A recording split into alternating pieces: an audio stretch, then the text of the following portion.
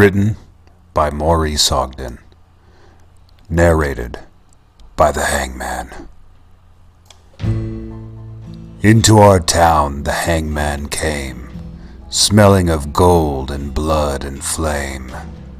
And he paced our bricks with a different air, and built his frame on the courthouse square.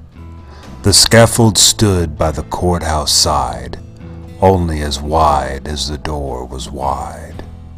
A frame as tall or little more than the capping sill of the courthouse door. And we wondered, whenever we had the time, who the criminal, what the crime. That hangman judged with a yellow twist of knotted hemp in his busy fist. And innocent though we were with dread, we passed those eyes of bug-shot lead, till one cried, "Hangman, who is he, for whom you raise the gallows tree?" Then a twinkle grew in the buckshot eye, and he gave us a riddle instead of reply. "He who serves me best," said he, "shall earn the rope on the gallows tree." And he stepped down and laid his hand on a man who came from another land, and we breathed again for another's grief. At the hangman's hand was our relief. And the gallows frame on the courthouse lawn by tomorrow's sun would be struck and gone. So he gave him away, and no one spoke out of respect for his hangman's cloak.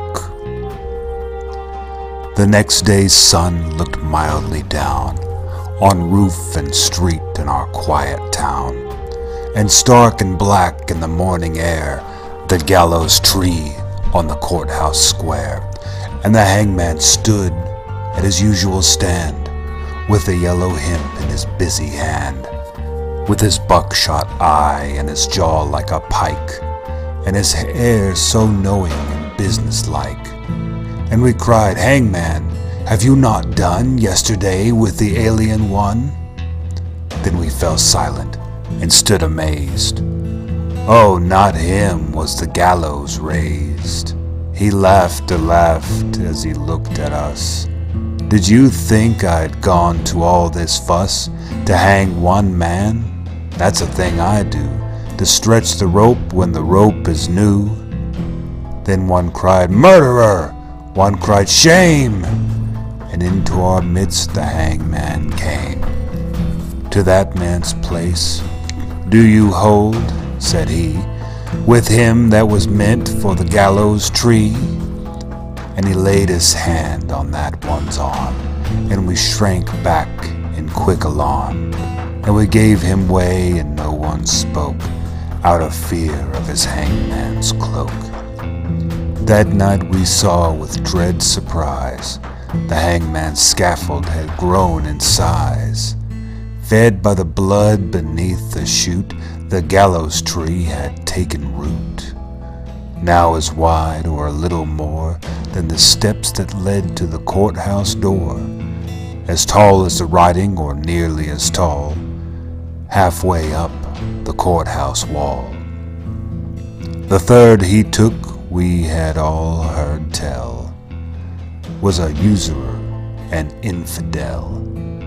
"And what," said the hangman, "have you to do with the gallows band?" And he a Jew. And we cried out, "Is this one he who has served you well and faithfully?" The hangman smiled. "It is a clever scheme to try the strength of the gallows beam." The fourth man's dark, accusing song had scratched out comfort hard and long. "And what concern," he gave us back, "have you for the doomed in black?" The fifth, the sixth, and we cried again, "Hangman, hangman, is this the man?" "It's a trick," he said, "that we hangmen know, for easing the trap when the trap springs slow." And so we ceased and asked no more, as the hangman tallied his bloody score. And sun by sun and night by night, the gallows grew to monstrous height. The wings of the scaffold opened wide, till they covered the square from side to side. And the monster crossbeam looking down, cast its shadow across the town. Then through the town the hangman came, and called in the empty streets my name. And I looked at the gallows soaring tall, and thought, there is no one left at all for hanging, and so he calls to me to help pull down the gallows tree. And I went out with right good hope to the hangman's tree and the hangman's rope. He smiled at me as I came down to the courthouse square through the silent town. And supple and stretched in his busy hand was the yellow twist of the hempen strand. And he whistled his tune as he tried the trap, and it sprang down with a ready snap.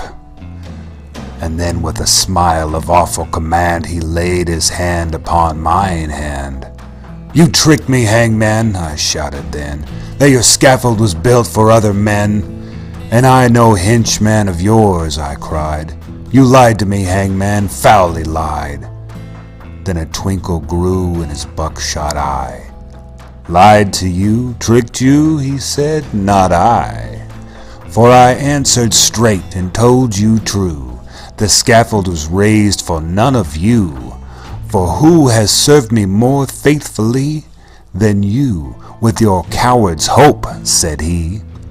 And where are the others that might have stood side by your side in the common good? Dead, I whispered, and amiably. Murdered, the hangman corrected me. First the alien, then the Jew. I did no more than you let me do. Beneath the beam that blocked the sky, none had stood so alone as I. And the hangman strapped me, and no voice there cried stay for me in that empty square.